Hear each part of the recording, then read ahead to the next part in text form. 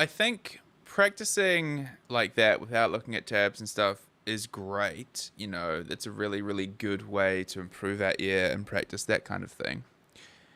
However, don't put it on a pedestal so much that you're like, I must do this without looking at a tab. Yeah. Like if you've got time and you want to like challenge yourself, like great, but don't be afraid to pick up a tab or to watch what he's doing and be like, oh, okay. Oh, now I hear that. Like now I can understand how it moves that way more effectively, because I think when we're starting out, especially if we've only got limited time to Yeah. practice, and you're like spending all this time trying to figure out by ear because you're like, it's better to do it that way. It's like, I mean, it helps us improve our oral skills to do it that way, but better? Like, according to who? Do you know what I mean? Mm. Like, it helps us improve our oral skills, but what will also help us improve our oral skills is understanding how, where is he moving? Do you know what I mean? Like, and why? Like, you watch what he's doing, you kind of learn where he's putting his fingers, or look at the tab, and you're like, okay, like this is what's happening. You listen to it, you're like, okay, I hear that, and you start kind of building those other connections and learning it quicker, so then you have time to practice something else. You know, um, it's a great thing to do, learning it by ear, Mm. but don't feel like you must just do that, or do you know what I mean? Like, or that it's like worse to kind of like watch what he's doing or Yeah. whatever. I think when we're starting out, it's a really good way, I think, to help us integrate that understanding, like seeing what he's doing and being like, okay, that sounds like that when he's got his hand in that position. When I hear that kind of thing, like that means he's playing it that way. Like the longer you play, the more you get used to what different types of positions and stuff sound like. Because you get a sense of like, this is the easiest place or easiest way to play that kind of thing. Therefore, when I hear that kind of thing, it's probably this guy doing that in that position. Because the guitar is an instrument where we can play multiple notes in multiple positions. So if we've kind of thought about what it sounds like to play it in a certain position, whether that results in us having a particular timbre of the strings, do you know what I mean? Like us playing this A here sounds different to us playing that A there. So being able to kind of hear what someone's doing, be like, yeah, he's using an open string for that, or he's playing that on the top strings, or kind of the low strings, or he's definitely using this shape, or you hear kind of a movement between two chords, and you're like, I know where you would need to do that, like, kind of those type of things, I think are equally important as being able to kind of hear it and be like, that's an A. Now I hear that it's moving to this note, So don't feel like you must just listen. It's like, it's great, absolutely important thing to practice. But I think there's also a lot of kind of other benefits of watching him play, or like looking at a tab. Or even if it's like, you look at a tab and you're like, okay, they've said to do it that way, but I'm listening to it and I think it's actually this way. you Yeah. know Yeah. or like you see a tab and you're like, why did they notate it that way? I thought this way would have been better. And then you like look at the tab and you're like, oh, okay, well if I do it that way, then maybe there's consistency of like tone along the strings. For example, in slow dancing, right, like uh like that there. So why would we play the A with our thumb over the top when there's the exact same note as an open string underneath? Well, playing the A with the thumb over the top sounds a whole lot more mellow than that. The Yeah. strings have completely different timbres. Also, we're moving to the low E next. So having consistency of timbre along those bass notes kind of gives the song more of a flow. Do you know what I mean? Like it feels more integrated with itself. Like, you know,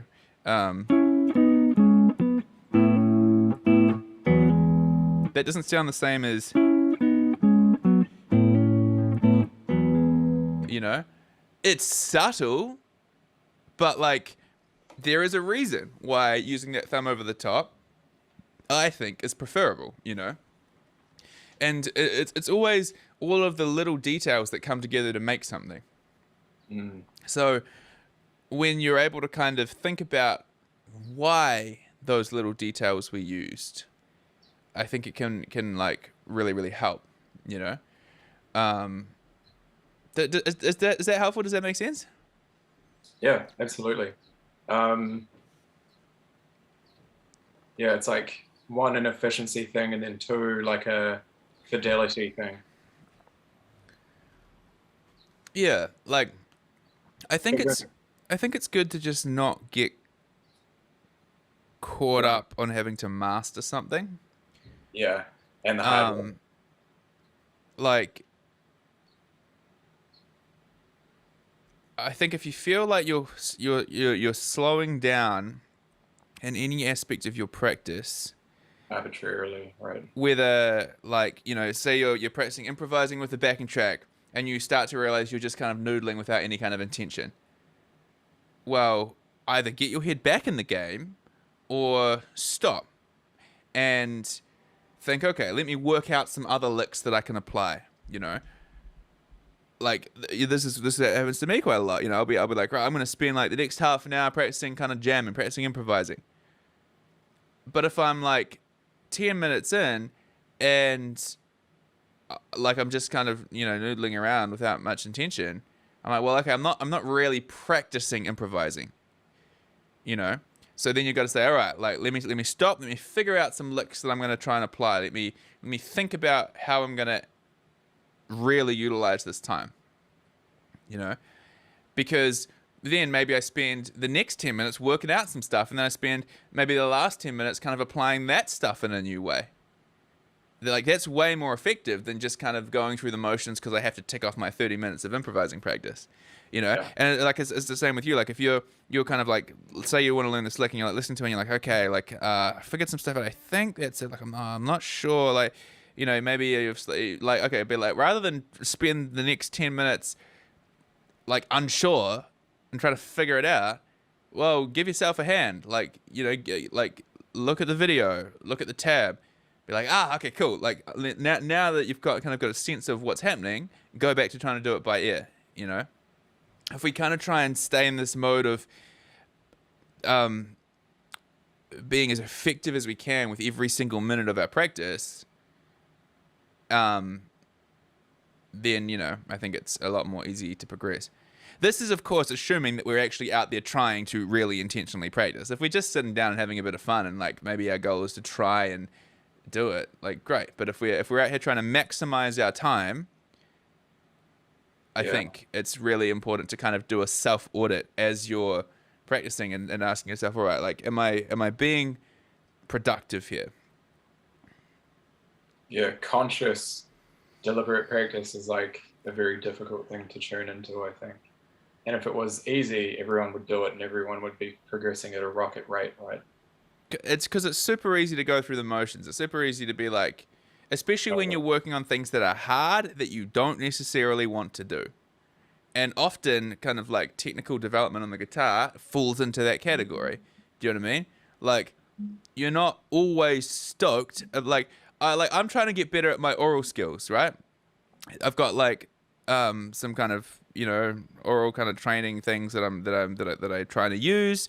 I want to be kind of working on it every day. I haven't done it in ages, probably like a month. So, it takes discipline to sit down and be like, I'm going to work on this thing that's not fun necessarily, but I know it's going to improve my musicianship. Yeah. It'd be way more fun just to sit down and jam along with the track. Mm. And will it improve your oral skills? Maybe. Will it improve them as much as really intentionally disciplined practice through a series of like set exercises? No. So um yeah, like I think it's really important to have Um, and like, if you know that you're not going to be in the headspace to do really intense technical practice late at night, well, don't schedule your practice for late at night. Do you know what I mean? Like, we have to work Yeah. within it. Like, I think scheduling practice is actually probably something that I need to do. Scheduling practice and having like a scheduled practice is a, let's drop my pick. oh no. You need to get it chained. You need to get it chained to your finger, chained to your ring. A little elastic band or like a little chain attached to your ring. These picks are really hard to drop. Like the material, like I never drop it when I'm playing. It's just when I'm absent-mindedly fiddling with it while I'm talking. Yeah. Oh, I couldn't. So I couldn't. The plot twist and the irony of this conversation is that I actually couldn't find a tab for the intro to the James Bay thing, and the video wasn't very clear. yeah. And sometimes that'll happen, Yeah. And and like and in those situations it's like, all right, I tried, it's okay to fail at because you can come back like 6 months later and be like, oh, I can do this now. Because what happens is as you practice things, you start to learn about, oh, here's how you play double stops in the pentatonic scale. This is what it sounds like. This is what it feels like. And then when you kind of come back and try and learn that song again, you're like, oh, those are double stops in the pentatonic scale. I know those. I know how to do those. I know what they sound like now. So often when we're practicing something like that, we're limited by our vocabulary. So rather than trying to just like bash our head against the wall wondering why we can't get it, like sometimes it's like actually just useful to just continue practicing things that improve our vocabulary or proficiency on the guitar. Like go learn something else. Like the more of a vocabulary we have, the easier it is to like copy something, right? It's like if well, just think about it straight in language terms. If somebody says something and they're using heaps of big fancy words in a sentence and they're like, okay, repeat that back to me. If you don't know all of those big fancy words, you're going to have a tough time repeating it back to them because you're not trying, like, because if you know the words, you hear what they said, you understand it, and you repeat it back. Yeah. Because you've got the vocabulary. If you don't have the vocabulary to repeat it back, you're like, you made some sounds. And then you're trying to remember the sounds, and you don't know what it means. You're just trying to remember the sounds in the context of the few, like, it's interspersed with the few words that you do know, like, which you can do, but